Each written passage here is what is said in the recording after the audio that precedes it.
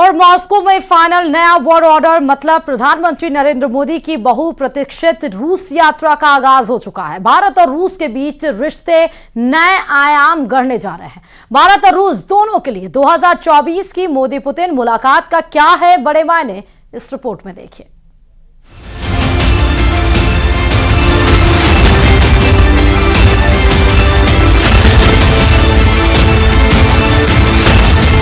रूस के सर्द मौसम में रिश्तों की ये नई गर्मी है। ये घड़ी ऑल वेदर फ्रेंड से मुलाकात की है। टेस्टेड एंड ओके रिलेशनशिप का ये नया चैप्टर है। मॉस्को में प्रधानमंत्री नरेंद्र मोदी की बहुप्रतीक्षित यात्रा का आगाज हो चुका है। सैनिक सलामी है, रेड कारपेट वेलकम है। दो मजबूत देशों के दो मजबूत नेताओं का महामिलन है।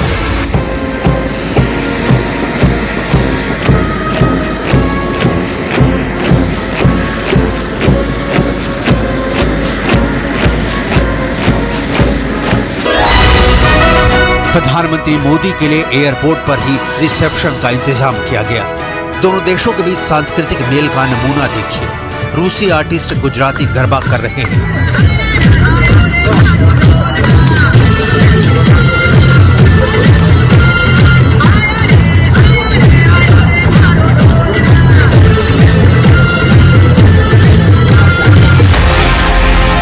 मॉस्को में तिरंगा पूरे आन बान शान से लहरा रहा है।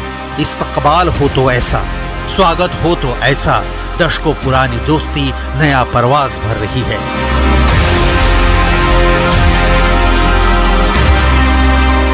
ये यात्रा कितनी खास है, इसका अंदाजा इसी बात से लगाया जा सकता है कि तीसरे टर्म में द्विपक्षीय संबंधों के लिहाज से पीएम मोदी ने सबसे पहले रूस को चुना। दौरा 2 दिनों का है, 8 और 9 जुलाई, लेकिन इस दौरान भारत और रूस के बीच कई नई लकीरें खींची जानी हैं।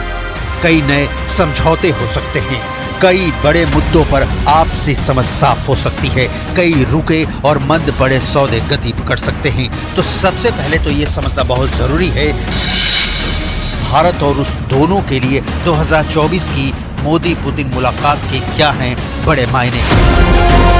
मायने का मतलब समझने से पहले इस वक्त भारत और रूस की परिस्थितियों को समझना बहुत जरूरी है। रूस इस समय युद्ध में फंसा हुआ है। रूस कई तरह के प्रतिबंधों का सामना कर रहा है। दूसरी ओर पीएम मोदी हैं जो आपदा को अवसर में बदलने की क्षमता से लैस हैं। सबसे पहले चर्चा उन मुद्दों की जो प्रधानमंत्री मोदी और राष्ट्रपति पुतिन के मुलाकात के दौरान बातचीत का हिस्सा हो सकते हैं। पहला मुद्दा है दोनों देशों के बीच व्यापार संतुलन का। रूस के साथ भारत का व्यापार घाटा लगातार दूसरे वर्ष बढ़ते हुए वित्तीय वर्ष 2023-24 में $57 अरब तक पहुंच गया है। रूस अब चीन के बाद भारत का दूसरा सबसे बड़ा आयात साझेदार भी हो गया है। आंकड़ों के मुताबिक रूस के साथ व्यापार घाटा भी चीन के साथ सबसे उच्च स्तर पर है। दूसरा मुद्दा है पेट्रोलियम उत्पादों के आयात का। यूक्रेन युद्ध के बाद चीन के बाद भारत रूस से तेल खरीदने वाला दूसरा सबसे बड़ा देश बन गया है। रूस भारत के लिए कच्चा तेल निर्यात करने वाला सबसे बड़ा देश बन गया है। तेल और प्राकृतिक गैस से भरपूर रूस भारत के लिए इस लिहाज से बहुत काम का है। तीसरा मुद्दा है एयर डिफेंस सिस्टम S-400 की सप्लाई का।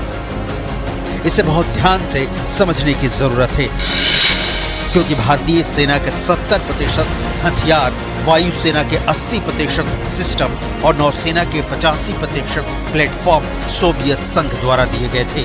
भारत का पहला विमान वाहक पोत INS विक्रमादित्य 2004 में रूस से प्राप्त किया गया था, जो इन संबंधों की मजबूती का प्रमाण है। लिहाजा मोदी पुतिन की मुलाकात में S-400 मिसाइल सिस्टम की 2 यूनिट में देरी का मुद्दा प्रमुखता से उठ सकता है। अस्ताना में हुए शंघाई सहयोग सम्मेलन में भी विदेश मंत्री S जयशंकर ने साफ और जोरदार तरीके से इसे उठाया था। अब बताया जा रहा है कि खुद पीएम मोदी पुतिन के सामने ये मुद्दा उठा सकते हैं। अक्टूबर 2018 में भारत ने S-400 मिसाइल प्रणाली के लिए रूस के साथ $5.43 बिलियन अमेरिकी डॉलर के समझौते पर हस्ताक्षर किए थे। भारत ने रूस से 5 squadron S-400 missile defence system खरीदा। रूस ने अभी तक केवल 3 ही भारत को दिए हैं और बाकी इस 400 सिस्टम साल 2025 में देने की बात कह रहा है।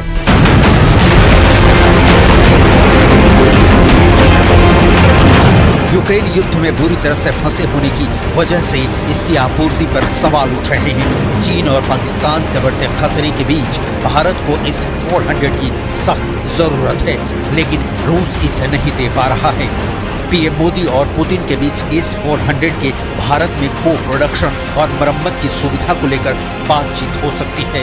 दोनों देशों के बीच भारत में ही इसे रिपेयर करने के लिए एक समझौते पर सहमति बन गई है। भारत में इसके उपकरण भी बन सकते हैं। भारत चाहता है कि उसे इसके रिपेयर में आत्मनिर्भरता रहे। रूस वर्तमान में भारत के कुल हथियार आयात में लगभग 47% हिस्सेदारी रखता है। भारत की थल सेना में T-72 और T-90 जैसे रूसी टैंकों और इसके जमीनी हमलावर विमान बेड़े में MiG-21, सुखोई 30 और MiG-29 विमानों के वेरिएंट अहम भूमिका रखते हैं। भारत का ब्रह्मोस मिसाइल रूस के साथ संयुक्त रूप से विकसित किया गया है। यही नहीं, भारत की आधी से अधिक पारंपरिक पनडुब्बियां सोवियत डिजाइन की हैं। चौथा मुद्दा है रूसी सेना में भर्ती भारतीय नागरिकों की वापसी का। एक अनुमान के मुताबिक 30 से लेकर 40-45 तक की तादाद में भारतीय नागरिकों को गुमराह करके झूठे बहाने से रूसी सेना में काम करने के लिए भेजा गया है। हालांकि इनकी संख्या बता पाना मुश्किल है। इनमें से 10 भारतीयों को वापस लाया जा चुका है।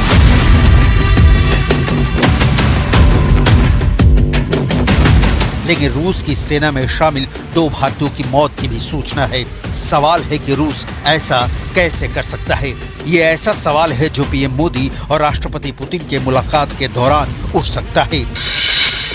और जाहिर तौर पर 5वां मुद्दा है रूस यूक्रेन युद्ध का। भारत ने यूक्रेन युद्ध पर एक संतुलित नीति अपनाई है। भारत ने इस संघर्ष का शांतिपूर्ण समाधान निकालने की वकालत की है और रूस की आलोचना करने से भी परहेज किया है। ये नीति भारत को अपने विदेश नीतिगत हितों को संतुलित करने में मदद करती है, बिना किसी पक्ष को नाराज किए।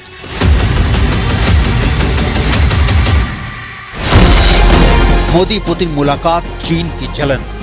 रूस और भारत के संबंधों को नई चुनौतियों का सामना करना पड़ रहा है, क्योंकि रूस और चीन के बीच की दोस्ती बढ़ रही है, जो भारत का मुख्य प्रतिद्वंदी है।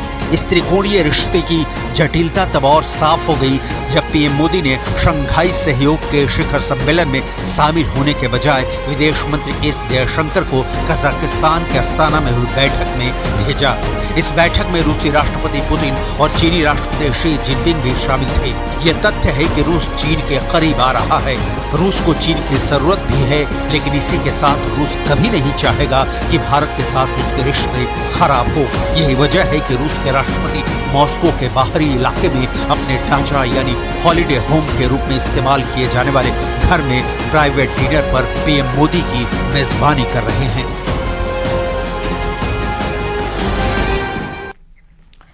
और इधर चीन और पाकिस्तान के डरने की एक बहुत बड़ी वजह सामने आ गई, क्योंकि जोरावर आ चुका है। जोरावर भारत का नया टैंक है, जिसे लद्दाख और कश्मीर फ्रंट पर गेम चेंजर माना जा रहा है।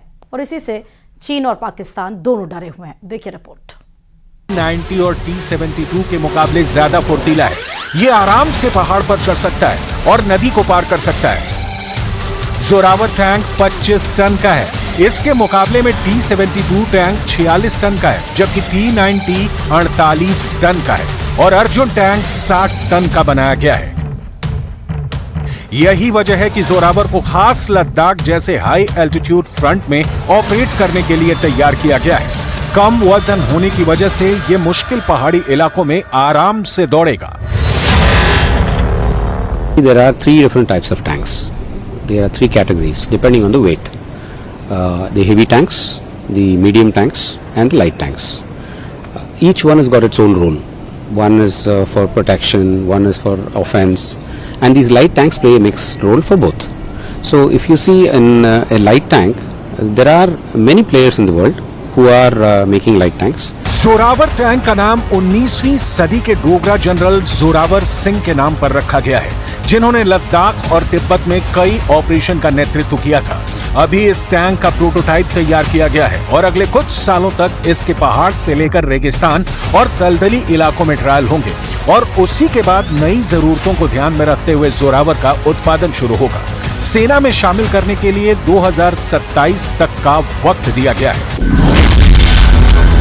भारतीय सेना ने शुरुआत में सिर्फ 59 जोरावर टैंकों का ऑर्डर दिया है। बाद में 295 और टैंक खरीदे जाएंगे। जोरावर की टक्कर इस वक्त चीन के मौजूदा हल्के पहाड़ी टैंक ZTQ टाइप 15 से है। चीन का ZTQ टाइप 15 टैंक भारत के लिए बड़ी चुनौती है। चीन ने इस टैंक को बनाकर यह सिग्नल दे दिया है कि तिब्बत फ्रंट पर वो टैंक वाला युद्ध करने में हिचकिचाएगा नहीं। भारत के दो पड़ोसी मुल्क चीन और पाकिस्तान की कारस्तानियों का लेखा जोखा धोखे वाला है। चाहे चीन हो या पाकिस्तान, दोनों से युद्ध की सूरत में ये टैंक ही भारतीय जवानों के पास सबसे बड़ी ताकत होंगे। अब जोरावर के साथ चीन को बड़ा चैलेंज दे दिया गया है। There are the Western tanks, the Russian tanks, Chinese tanks, the Chinese Type 15 tanks, which is right now being deployed. But what is unique of this tank is the weight, as well as the combination of the fundamental parameters of a tank, which is the firepower, mobility, and protection.